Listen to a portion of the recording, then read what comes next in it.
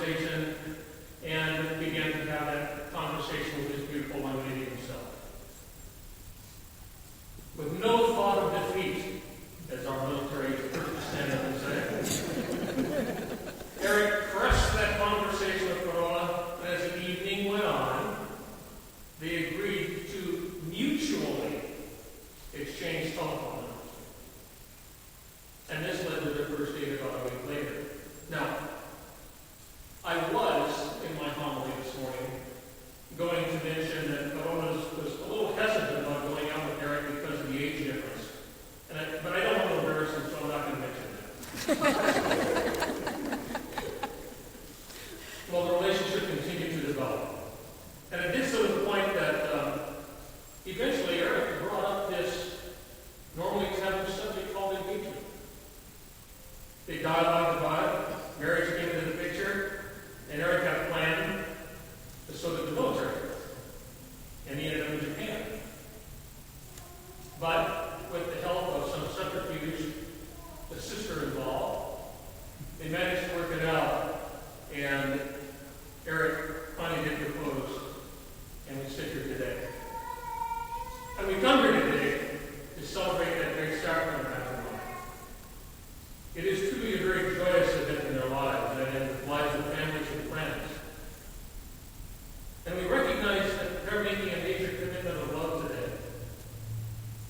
The central truth of our Catholic Christian faith is that love should be the foundation of everything in our lives.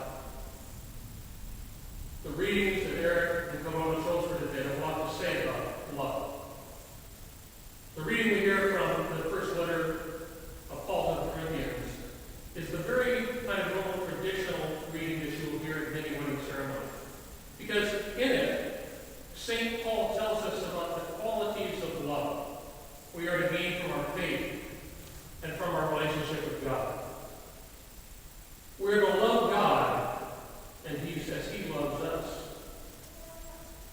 In and out of our love of God, we express our love to each other. There will be an important model of our love, and they exist as that model in this sacrament today as husband and wife.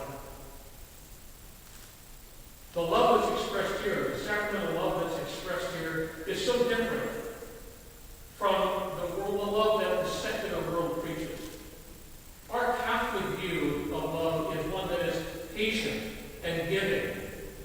It is a love that rejoices in those joyful times, and it is a love that is supportive and helpful and discerning in the difficult and challenging times that you will face in your life. Those two paths that you've been walking throughout your eternal life have been bumps. And as your two paths have come together, and you have joined now on one path together as husband and wife, there will be bumps on those roads. Anyone that's driven a road in Alaska knows what it's like. They're not all smooth and evenly paved. One thing that I like reminding the couple about and all present here during this particular liturgy, the sacrament of marriage, is that it's unique. And it's very unique amongst all the sacraments in the Catholic Church. Because in this particular sacrament, it is the bride and groom themselves who are the ministers of the sacrament.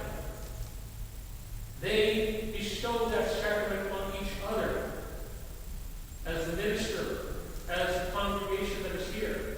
We witness that. And my duties are to bless that union on behalf of the church and in the eyes of God. The words that you, Corona and Eric, are exchanging and will exchange with one another, you're going to be expressing that vow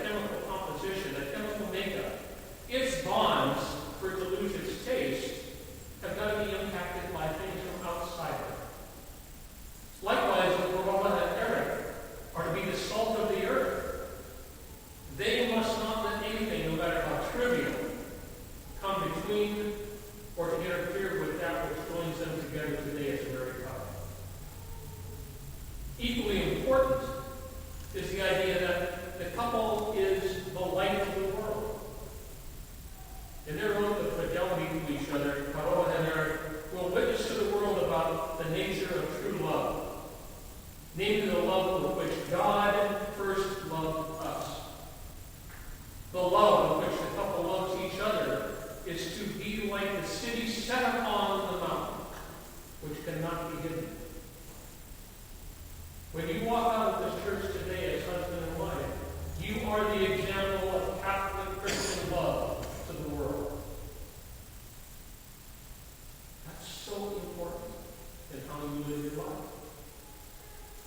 You have the privilege and the responsibility of shining before all the people what in fact you are, and that is a symbol of Christ's love for the church. Consequently, you're the light that never dims. A light that glows and warms. A light that illuminates the world and the Word for us. It allows us to see God in you, and the love that He showers on you is what you spread and give to us by your example. For you to come together today in giving of yourselves and of your entire lives to each other, you are making a profound act of faith, both faith in God and faith in each other. From that faith, the light that you have inside of each of you will burn brighter